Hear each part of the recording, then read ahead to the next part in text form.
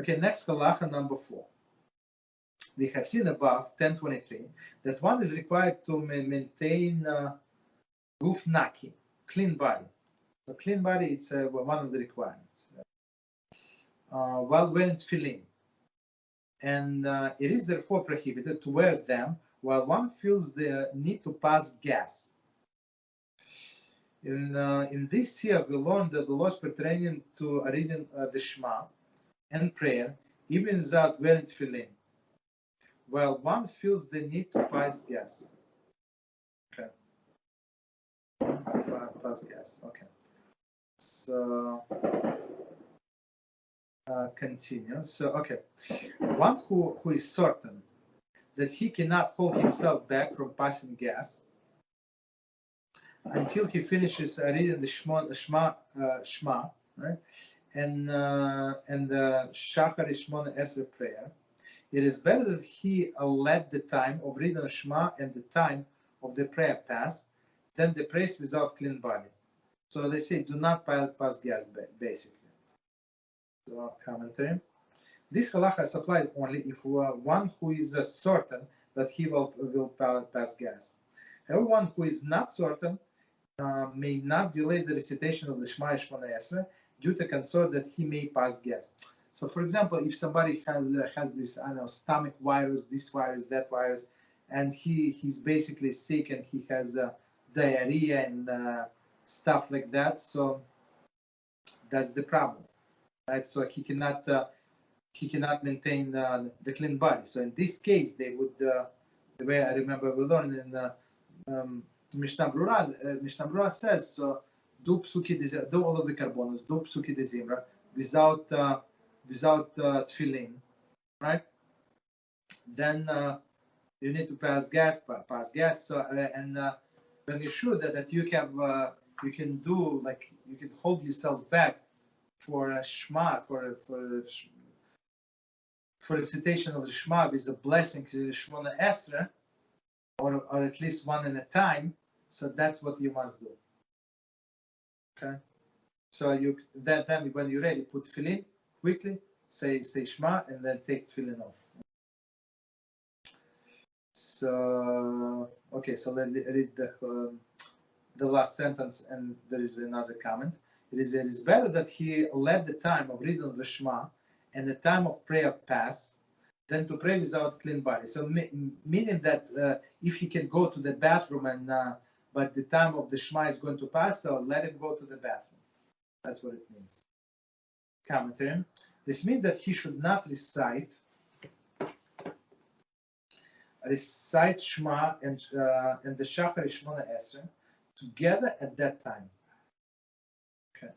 Rather, he should recite Shema in a proper time, even without tefillin, despite the certainty that he will pass gas at the time, and let the time of Shachar is passed by without praying Shmona Esrei. Okay, well, what can he do? Shmona Esrei is different than Shema, since when praying Shmona Esrei, one is standing directly before the king. And it is unacceptable to pass gas in such a situation. So basically, I mean, he Mishnah Brura. So it's and he summarizes the difference between Shema and Shmona Esrei. So Shema, even Shema is biblical.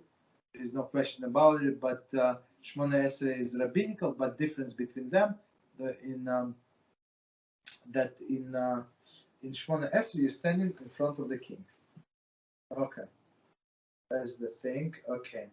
And if due to this, the time for the prayer had indeed passed by, he is viewed as one who has considered forced to unavoidably miss prayer. And he may therefore make up this prayer by adding an additional prayer after prayer later, as will be explained below. Okay, so one more time. And if due to this, the time for the prayer had indeed passed by, so I mean, he could not, he went to the bathroom. He is viewed as one who is considered forced, right, to unavoidably miss the prayer, and he may therefore make up the prayer and add an additional prayer later, as will be explained below at Siman 21. So before we got to Siman 21, it's a long way to go. So basically, in some instances, you're allowed to say the second Shmona Esrei. So if you were forced to miss it, you're doing the mitzvah, and whatever happened, I don't know, whatever happened, you were prevented by some circumstances beyond your control. So you're allowed, for example, you miss Shachar Shmona Esrei, so you're allowed during the Mincha to say 2 Shmona Esreis. So first you say Shmona Esrei for Mincha, and then second, right after you finish, you continue with second Shmona Esrei, and you have in mind that it's Shmona Esrei for Shacharis. But it's only if you did not plan on doing so. So I remember that there was one guy, and unfortunately, I don't know, like that's the problem. The problem I see among the people. Some people do not learn, period, but some people learn just snaps here and there. So he learned that if you miss a Shmona Esrei, you can do additional Shmona Esrei. So always, I would go to that shul for Mariv, right? And he always was davening daven to Shmona Esrei, right after another. So I told him, oh, what are you doing? So basically, I have no idea why he did not pray Mincha. It's a different story. But he said, that's my shortcut. That's what I'm going to do. Understand? That's absolutely wrong. And it's, I think that Shmona Esrei in vain. All of the blessing in vain, the way I understand. Continue. It seems, if it seems to him. So basically, in this case, it was gas. I mean, he ate whatever he ate. He does not feel good. So we allow him to do second Shmona for the next prayer. If it seems to him that he cannot hold himself back during the reading of the Shema only, then he should put on tefillin between the blessing who chooses the people Israel with love. Meaning, it's this blessing. It's a right before the Shema, the Shema Israel line. That's the last blessing, right? And in this case, he can say blessing. Does not. It says that he can recite blessing on tefillin. In that case, you can break there. So basically, you skip a lot from the Shema, all of this blessing before the Shema.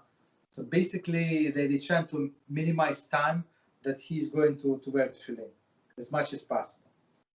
So one more time between the blessing who chooses his people Israel with love and beginning of the Shema, right? And so basically, that's in our Siddurim it says you can answer Amen. Some people do not answer Amen. They say Be'ahava, with love, meaning with a Chazan, but it does not make any difference. Okay, in this case, according to our poskim, you can talk. So okay, the beginning of the Shema and recite the blessing on tefillin. Sipri Magadim. Okay, recite blessing on tefillin. Immediately after reciting the Shema, he should remove his tefillin. However, he may continue wear talis because it does not require clean body. So for talis, as we said before, it is article for that you use it for tefillah on one hand. On another hand, it's an article of clothing. It is respectable, but not you don't need to have clean body basically for this. And Sipri Megadim commentary, Mitzuda Zahav paragraph 1, which discusses the halachas regarding one who suffers from chronic condition that causes flatulence.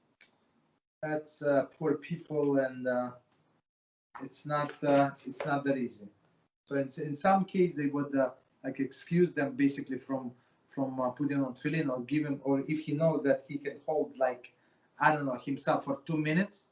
So in these 2 minutes, he has to put tefillin any time during whatever he has and say blessing, Shema, and take them off. Unfortunately, that's some people suffer like that.